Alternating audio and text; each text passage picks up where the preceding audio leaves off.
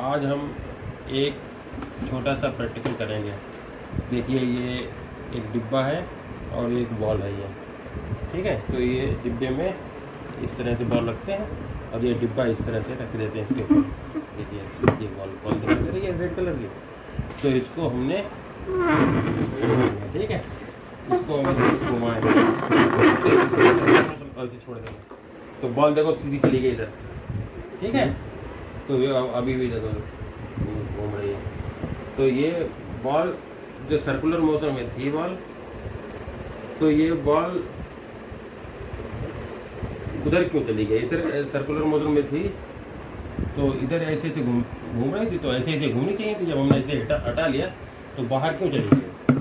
उधर क्यों चली गई? सर्कुलर मोशन में क्यों नहीं घूमी, उधर चली गई। तो ऐसा कोई फोर्स तो इस पर बाहर की तरफ लग रहा था जो इसको उधर बॉल उधर।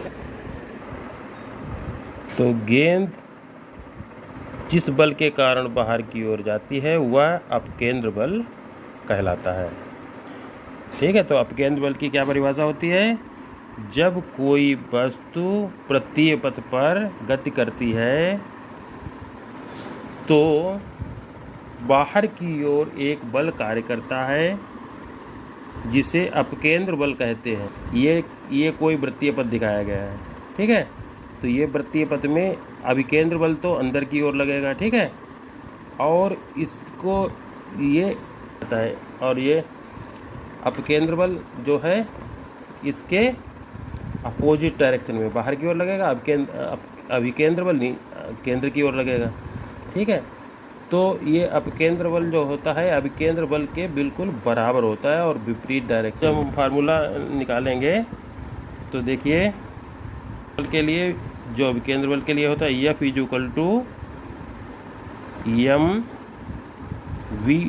mv²/r, ठीक है। सेम टू सेम वही होता है अभिकेंद्र बल में जो होता है फार्मूला, और केवल डायरेक्शन होती है बाहर की तरफ उसकी में होती है, ठीक है। अब ये बताना चाहूँगा कि ये कैसा होता है? स्यूडो फोर्स, मतलब आभासी बल होता है, ठीक है। हमें आभास होता है कि ये बल कार्य करता है, लेकिन ये एक्चुअली में ये बल होता नहीं है, ठीक है। ये एक आभासी बल है, ठीक है। देखो इसको इस तरह समझ सकते हैं, जैसे कोई मेज है घूम रही है, ठीक है। देखिए इसको इस तरह समझ सकते हैं, जैसे ये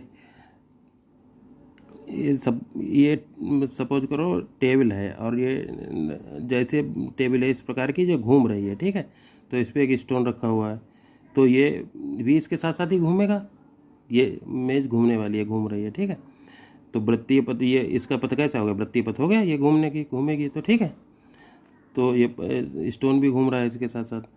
तो ये कोई बाहर खड़ा हुआ व्यक्ति है, तो ये देख रहा है, तो इसको क्या लगेगा? इसको लगेगा कि ये स्टोन जो है ये वृत्तीय पथ में घूम रहा है और इस पे अभिकेंद्र बल जो है अंदर की ओर अभिकेंद्र बल लग रहा है। देखिए ये अभिकेंद्र बल है, अंदर की ओर लग रहा है अभिकेंद्र बल, ठीक है।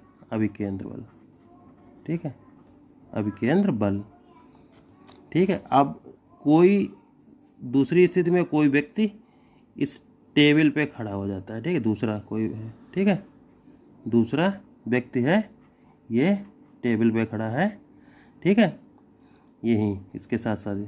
तो ये भी इसके साथ ही घूम रहा है, टेबल घूम रही है, तो वो जो लड़का है वो भी घूम रहा है इसके साथ, स्टोन भी घूम रहा है। तो अब इसके लिए इस व्यक्ति के लिए इसे ऐसा महसूस होगा कि इस पे एक बाहर की तरफ ये बल जो कार्य कर रहा है, ठीक है, बाहर की तरफ बल कार्य कर रहा है।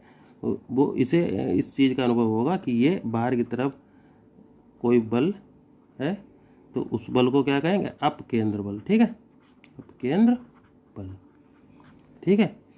तो केवल स्थिति का फर्क है।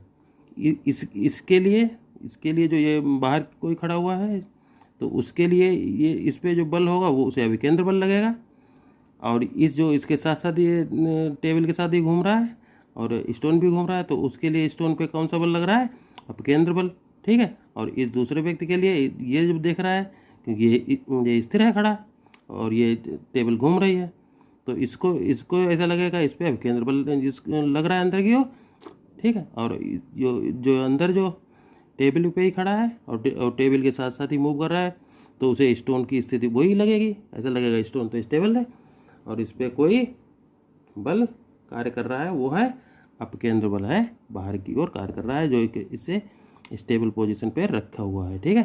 तो ये बस इतना अंतर होता है अपकेंद्र बल और अपकेंद्र बल में, और फार्मूला वही सेम टू सेम वही रहता है, ठीक है। F = mv² अपॉन, ठीक है। आज के लिए बस इतना ही, धन्यवाद।